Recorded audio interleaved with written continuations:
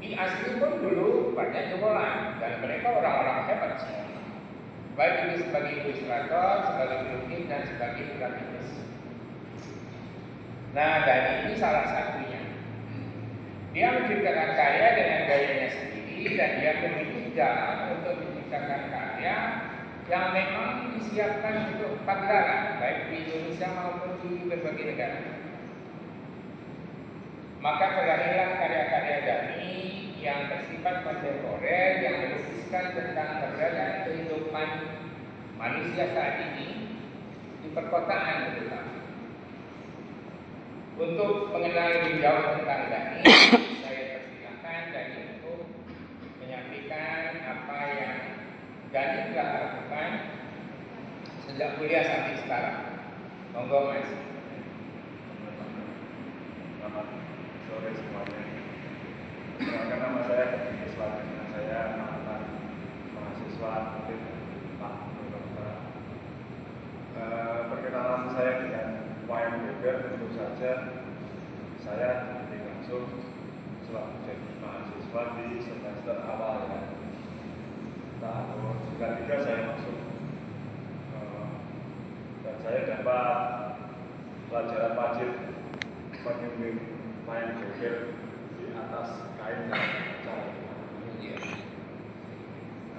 Terus dari pengalaman itu saya dapat mengalami pameran bersama mahasiswa di Museum Kontemporer Nyoman Bangsa itu tahun 95. Background keluarga saya adalah ayah saya seorang pengerawit atau pemain gamelan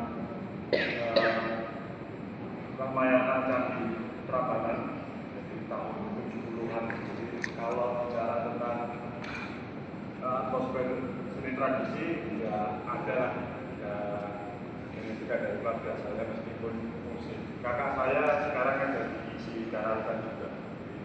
Hubungan dengan dunia tradisi itu aspek musikal lebih kuat dan seni pertunjukan karena memang background dari saya dan pergaulan itu begitu kental. Oke, saya balik lagi waktu 95 pameran bersama di Museum Nyoman Bangsa dan untuk masa-masa itu akhirnya saya memilih jalan untuk berkelana karena saya merasa melukis itu masih stuck lebih banyak bergaul dengan seniman pertunjukan karena bagi saya Solo itu secara DNA itu banyak sekali teman-teman saya yang bergelut di dalam kesenian. Sehingga nggak kira kalau pergaulan saya sesuai dengan Surya Darma, Guru Sandrono dan beberapa teman-teman seniman tari isi. Dan itu mewarnai kehidupan saya dalam berkesenian. Juga membantu beberapa produksi seni mereka tentu saja. Tapi awal-awal tahun 2000 saya memutuskan untuk bisa dibilang traveling atau berkelana, mencari sumber-sumber yang masih otentik untuk belajar dalam aspek seni panji seperti itu. Disitulah saya bertemu dengan Brigadier yang kemarin membuka pameran ini. Itu waktu itu usianya masih 9 tahun. Lewat ayahnya saya banyak sekali mendapatkan tentang pengetahuan arah panji. Oh, ternyata panji itu kaya sekali dan itu mengingatkan lagi tentang apa yang telah saya kerjakan dengan wayang beber.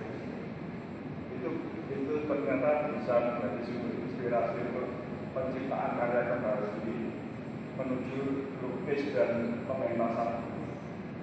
Nah dari sanalah saya kembali tergerak untuk melukis dan membuat sebuah proyek awal dengan Ganjar yaitu tahun 2005. Lalu momennya bagus, sambutannya bagus.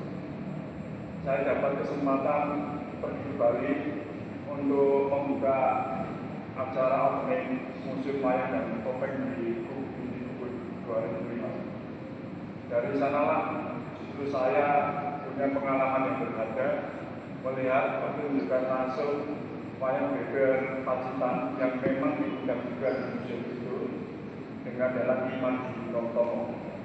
Dan juga tentu saja wayang beber Wonosari dipamerkan lewat kunjungan-kunjungannya itu juga di museum Ubud. Waktu berjalan beberapa pekerjaan saya diapresiasi sehingga saya diundang ke Aspara Akademi Seni Kebangsaan Malaysia untuk presentasi dan akhirnya mengalir ke Substation Singapura dan terus 2008 sebuah kebetulan saya ada sebuah program Simane Indonesia of Traditional Art tahun 2008. Itu pengalaman pertama kali saya pergi ke Jepang. Selama 2 minggu saya membuat belajar di kamera kecil dan pentas. Dan setelah itu terus waktu bergulir saya diundang di Singapore Management University untuk melakukan sebuah residensi artis selama sebulan. Dan saya mulai membuat hubungan-hubungan wayang beber itu di sana, lalu dipamerkan dan sekarang saya dari Singapura berlanjut lagi di lembaga umum di Prancis. Saya diundang selama 6 minggu melakukan bekerja residensi dan pameran di sana. Jika saya waktu di belakang itu rasanya mereka yang ngomong Mas dapat tadi dari sebuah persoalan merasa nggak percaya diri karena mungkin kalau cepat trauma dengan usia dan lagi. Saya juga mengalami proses-proses seperti itu, mempertanyakan diri sendiri apakah misalnya melukis itu bisa menjawab sebuah masa depan saya lewat lukis atau apa, dan sempat mempertanyakan kesejahteraan diri saya, identitas saya itu apa sih. Tapi lewat narasi Panji itu kembali kesadaran itu muncul. Memang Panji itu adalah sebuah proses pencarian kesejahteraan diri. Jadi metafornya bisa lagi perempuan Asmoro Bangun mencari sekat Panji itu ya Pak.